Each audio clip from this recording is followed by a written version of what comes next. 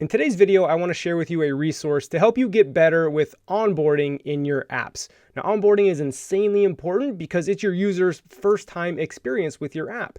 And especially if you're a free app on the App Store, like a lot of times people will download your app, the onboarding is rough or brutal, and they're just done. They deleted the app, they're gone. So making your user's first time experience and onboarding great is a big deal. So if you haven't studied onboarding or you don't know too much about it, like you don't even know what permission priming is, useronboard.com is a great resource. Essentially what this website does is it takes very common apps. I'll scroll through a little bit. You can see like Apple Music, Bitcoin, Dropbox, Duolingo. You can see the different apps here as I scroll. But basically, he is very good at onboarding, and he breaks down a lot of these apps' first-time user experiences. And he points out the great things, the bad things, how it can be improved. And by going through these teardowns, you really learn a lot about what makes a good onboarding experience. And to give you an example of that, today we're going to go through the Dropbox app teardown he does. And this will give you an idea of how this website works. So basically, it's a slideshow. You'll see one of 96 slides. Don't be overwhelmed. You can tap through them relatively quickly. It'll probably take you 5 to 10 minutes to go through one.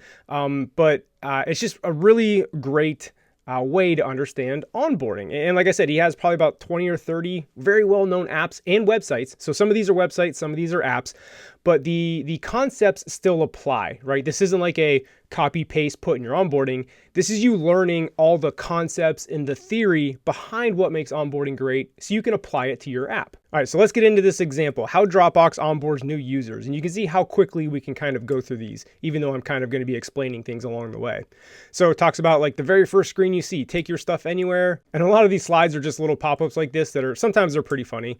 But he talks about how like language is a big deal. Like he says, okay, heads up, stuff here really just means files, right? Stuff can be anything, but you should be more specific by calling it files. And then he talks about here, right? You have the option to either sign in with Google or sign up.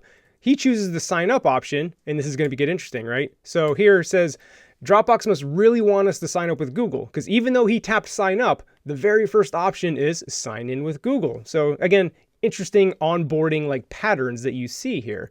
And then this is also interesting too about your placeholder information. It's also kind of weird that the placeholder text varies from examples to reiteration to clarification. He does insert humor in these too. It says, but YOLO. So what he's talking about here is the first and last name text fields give you an example, John Appleseed.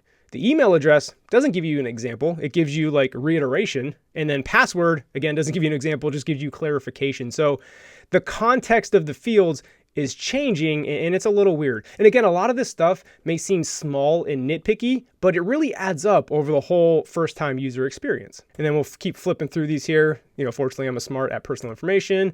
I'm going to kind of skip through to like the quick things. But as you can see, as I'm rapidly, going through these, we're already at 13 of 96. So you can get through them pretty quickly.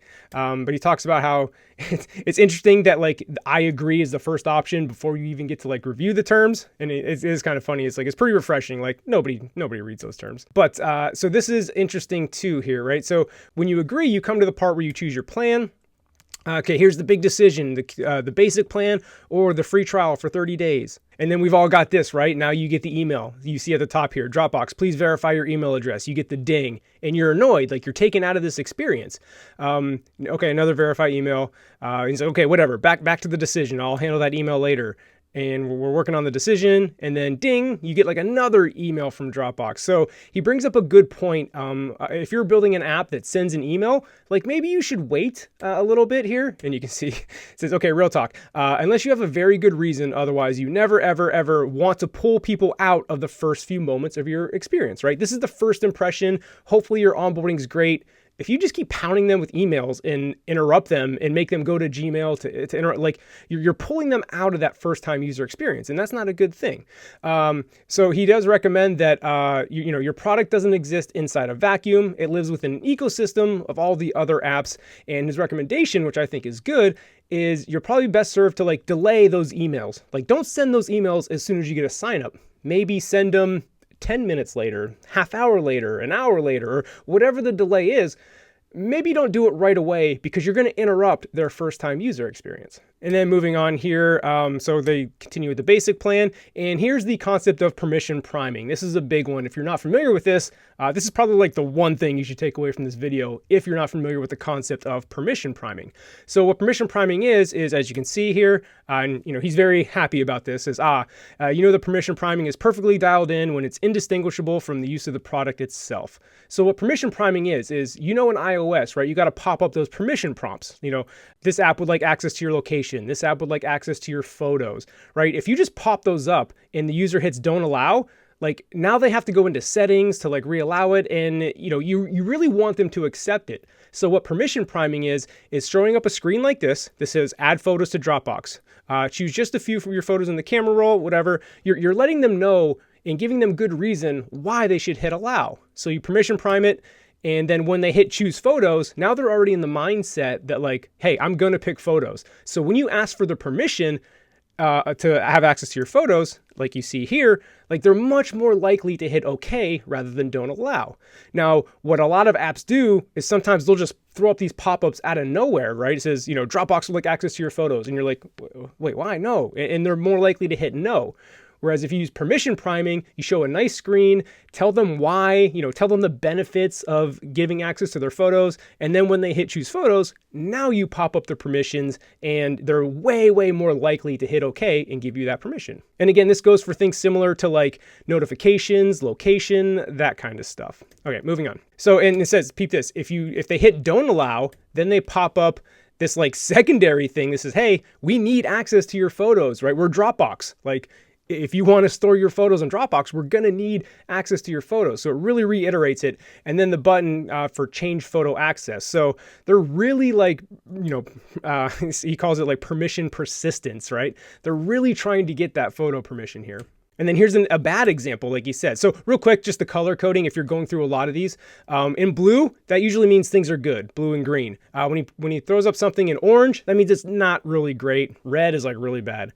So this is an example of like bad permission, right? By contrast, this permission pops up totally out of nowhere and a screen with a blank background, right? Just say, hey, give us notifications, right?